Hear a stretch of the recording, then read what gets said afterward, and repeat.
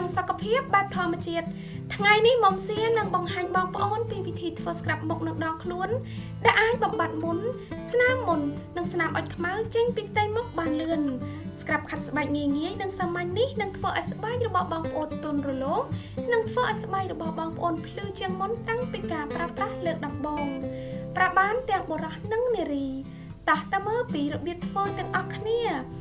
គ្រឿងផ្សំដែលយើងនឹងត្រូវការមានដូចជាស្លឹកជីអង្កាម1ដៃស្ករសត្រសក់ពាក់កណ្ដាលផ្លែនិងក្រូចឆ្មាឥឡូវនេះចាប់ផ្ដើមកិនឬបុកស្លឹកជីអង្កាមឲ្យម៉ត់ស្លឹកជីអង្កាមគឺមានសារធាតុខាត់ស្បែកដែលត្រូវបានប្រើដើម្បីធ្វើឲ្យស្បែកសភ្លឺថ្លារូបមន្តនេះនឹងជួយយកភាពកខ្វក់និងស្នាមចេញពីរន្ធញើសរបស់បងប្អូន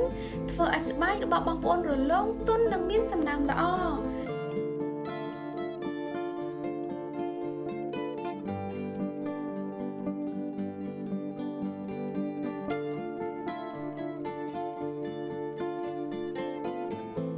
បន្ទាប់មកយើងត្រូវឈូសត្រសក់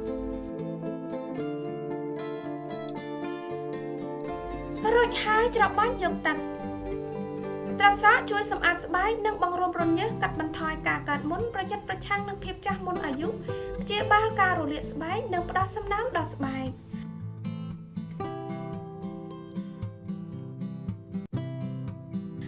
បន្ទាប់មកទៀតដាក់ស្ករសចំនួន3ស្លាបព្រាបាយចូលទៅក្នុងស្លឹកជីអង្កាម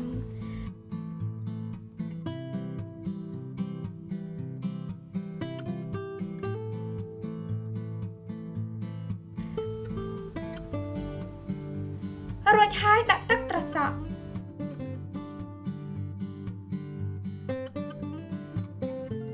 ចុងក្រោយដាក់ទឹកក្រូចឆ្មាចំនួន1ស្លាបព្រាបាយ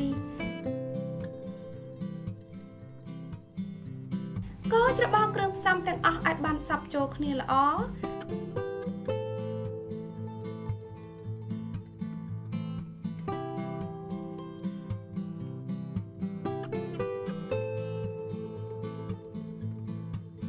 scrub ខាត់ស្បែករបស់យើងគឺបានរួចរាល់សូម scrub ថ្នមៗនៅលើផ្ទៃមុខដៃជើងឬនៅលើផ្នែកណាមួយនៃរាងកាយដែលបងប្អូនចង់ឲ្យសស្អាត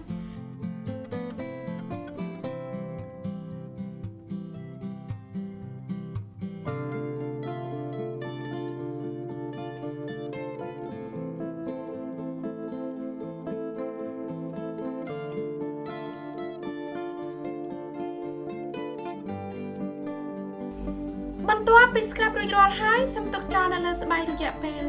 15ទៅ20នាទីលាងជម្រះចេញជាមួយទឹកធម្មតាកុំភ្លេចលាបឡេឬក្រែមផ្ដល់សំណើមផងណាបងប្អូនសម្រាប់លទ្ធផលកាន់តែប្រសើរ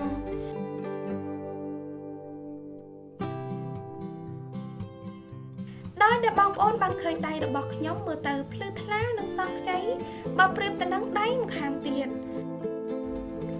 សង្ឃឹមថាបងប្អូនចេះចាត់វីដេអូនេះប្រសិនបើមានសំណួរឬយោបល់សូមសរសេរ comment ខាងក្រោមសូមជួយចុច like និងចុច subscribe YouTube Channel និង Facebook Page របស់នាងខ្ញុំផងណាសូមអរគុណដល់បងប្អូនទាំងអស់គ្នាដែលចូលចិត្តនិងតែងតែគាំទ្រទស្សនាវីដេអូរបស់ខ្ញុំនឹងជួបបងប្អូននៅវីដេអូបន្ទាប់ទៀតសូមជម្រាបលាបាយបាយ